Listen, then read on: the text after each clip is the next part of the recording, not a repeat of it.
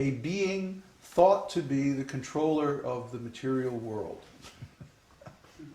They define God in terms of their own material conceptions, which of course is very insufficient for the purposes of self-realization. So we have our own dictionary, Bhakti Nirukti, and I've been gradually adding pieces of this dictionary on the forum, and hopefully you've been reading it. Did everybody do the homework assignment, by the way? No, I didn't. What? I'm busy. Rascals. I know. Shame. What about you? I can't believe this. You're all fired.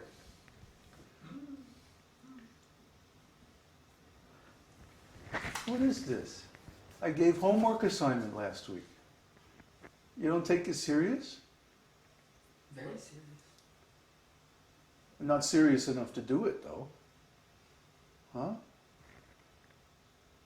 That's rascal. That's really rascal. I want to tell you, that is rascal. I give a direct, I don't ever boss people around. I don't say, you do this, you do that.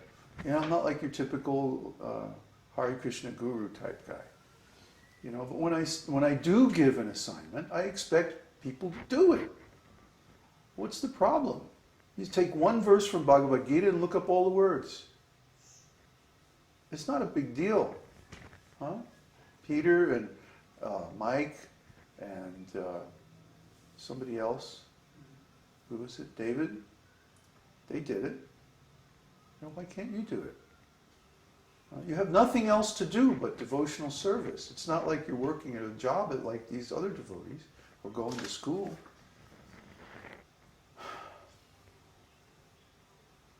How am I supposed to teach you if you won't do the assignments?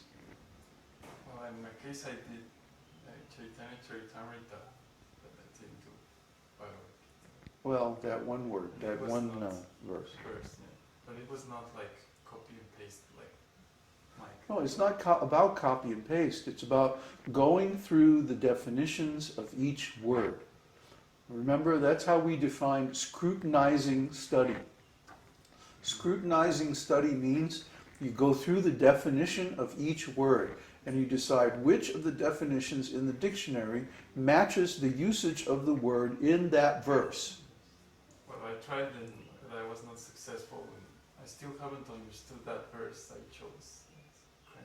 No, that's a very advanced verse. Yeah. Use Bhagavad Gita. I told you, you look up a verse in Bhagavad Gita. You pick any verse. There's 500 verses you can choose from. Pick any one, and look it up. And I guarantee, by doing this little study, you will understand that verse so much better than when you started.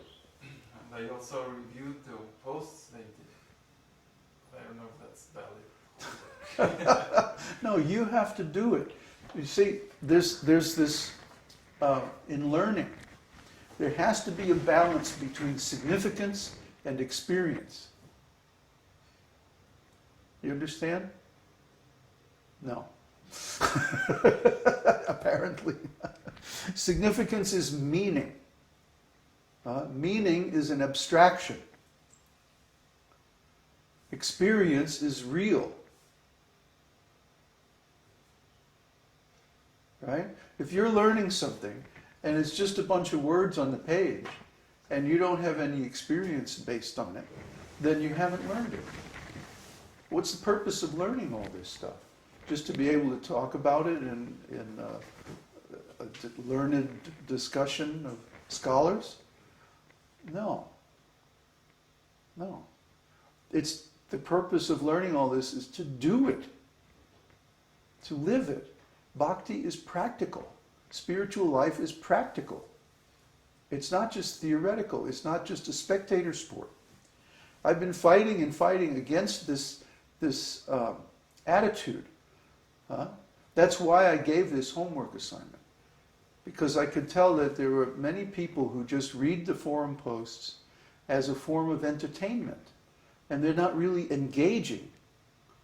You see? They're not really studying. We talk about studying. Studying means that you learn how to do something.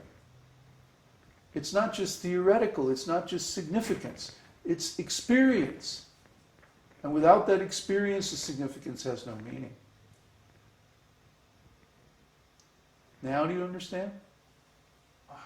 My approach was like, if somebody else already did it, and if I review that, No. that's You have to do it.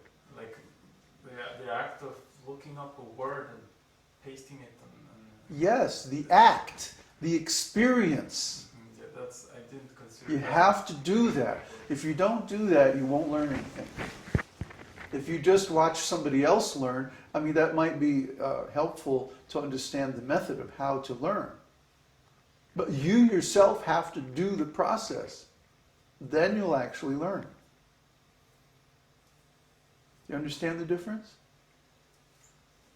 Yes, I don't see the difference in this case. There is quite a bit of difference. The difference is that watching somebody else do it and reading their work and you yourself doing it is the difference between spectator and engaged. If you just watch somebody else practicing your golf swing, and you can make all kinds of, oh yes, he a very good wind up on that one, and oh yeah, he's following through there, and oh maybe he needs to relax his left wrist a little bit more, he's slicing it, or whatever. You can make all kinds of observations. That doesn't help you perfect your golf swing. See? Everybody can watch the football game on Sunday and say, oh, he should have done this, he should have done that. But if you don't get out there on the football field and practice yourself, it's not going to improve your game. It might give you some ideas, yeah, but ideas are significance. We're talking about experience. This bhakti thing is not just theory, it's real. It's an experience. And that's what we're trying to teach, not the knowledge. The knowledge is only a means to an end.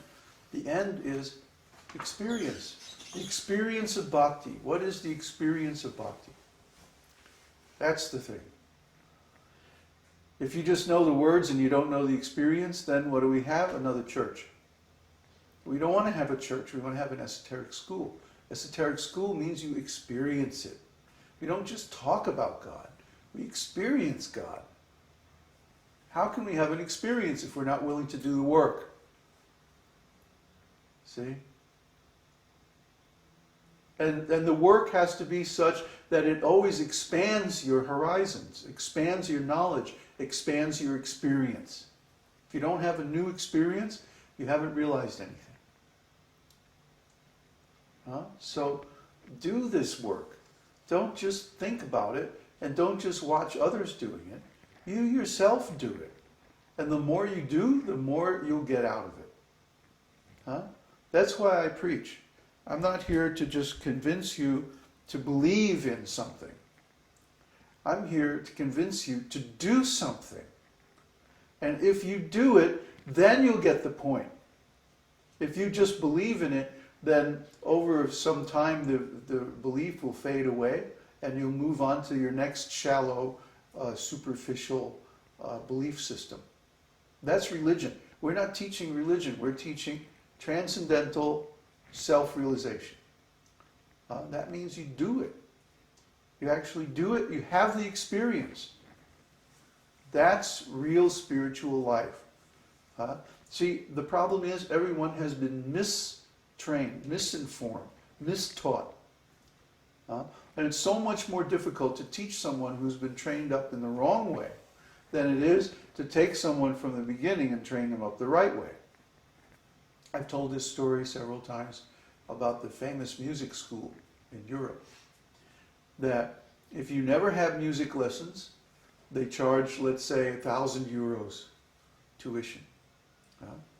But if you ever had a music trainer or music teacher or any lessons or experience before you come there, they charge 2,000 euros. Why? Because it's so much more difficult to teach someone who's already been taught. How can you learn if you think you already know? First you have to put down what you've learned and start all over again from scratch to learn in a different way. So we've been taught, we've been trained for many, many years that learning means knowledge.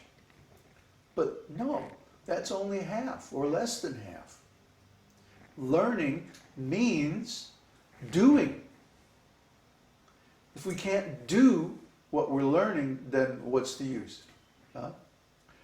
If I say, I want to learn about flying, and I go and I read all these books on flying, and I understand aerodynamics, and I can calculate the Bernoulli airflow over the airfoil, and I can understand the slips and all the banks and all the maneuvers of an airplane. Huh? But then if I go and sit in a real airplane, I'm going, oh my God, what are all those dials? Huh?